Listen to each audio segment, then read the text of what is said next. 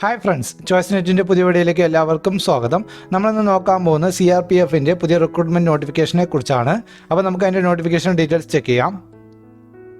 Organisation name എന്ന് പറയുന്നത് CRPF, central reserve police force. Job type central government ആണ്. Recruitment direct റിക്രൂട്ട്മെൻറ്റും. Post എന്ന് പറയുന്നത് assistant sub inspector, steno, head constable, ministerial എന്നിവയാണ് പോസ്റ്റുകൾ. ടോട്ടൽ 1458 വേക്കൻസിയാണ് ഉള്ളത്. Job location all over India. Salary package 25,500 to 92,300. അപേക്ഷ അയക്കുന്നത് ഓൺലൈൻ വഴിയാണ്. അപേക്ഷ സ്റ്റാർട്ട് ചെയ്ത തീയതി 4th January 2023.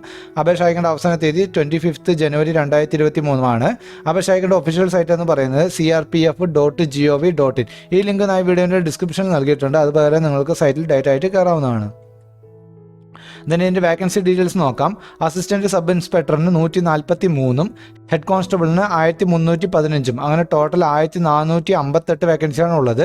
Salary package sub ഇൻസ്പെക്ടറിന് 29,200 to 92,300. ഹെഡ് കോൺസ്റ്റബിളിന് 25,500 to 81,100 ഉള്ളത്. ഇതിൻ്റെ ഏജ് ലിമിറ്റ് എന്ന് പറയുന്നത് 25/1/2023 18 to 25 അപ്പോൾ കാൻഡിഡേറ്റ്സ് 26/1/1998 മുമ്പോ 25/1/2005 ശേഷമോ ജനിച്ചവരാവാൻ പാടില്ല. പക്ഷേ SC STക്ക് 5 വർഷവും OBCക്ക് 3 വർഷവും എക്സ് സർവീസ് മാന് 3 വർഷവും ഏജ് റിലാക്സേഷൻ ലഭിക്കുന്നതാണ്. ഇതിൻ്റെ അപേക്ഷ അയക്കുമ്പോൾ ക്വാളിഫിക്കേഷൻ എന്ന് പറയുന്നത് +2 പാസ്സാണ്, അല്ലെങ്കിൽ അതിൻ്റെ ഈക്വലൻസി.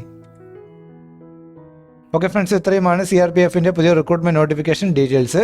ഇതുപ്രകാരം നിങ്ങളുടെ എലിജിബിലിറ്റി ചെക്ക് ചെയ്ത് സൈറ്റിൽ കയറി അപേക്ഷ നൽകുക. നിങ്ങൾക്ക് ഈ വീഡിയോ ഇഷ്ടപ്പെട്ടാൽ ലൈക്ക് ചെയ്യുക, നിങ്ങളുടെ സുഹൃത്തുക്കൾക്ക് ഷെയർ ചെയ്യുക. ഇതുപോലുള്ള പുതിയ വീഡിയോസ് കാണുവാൻ ഈ ചാനൽ സബ്സ്ക്രൈബ് ചെയ്യുക. കൂടാതെ കുഞ്ഞു ബെല്ലൈക്കൺ കൂടി എനേബിൾ ചെയ്ത് വെക്കുക.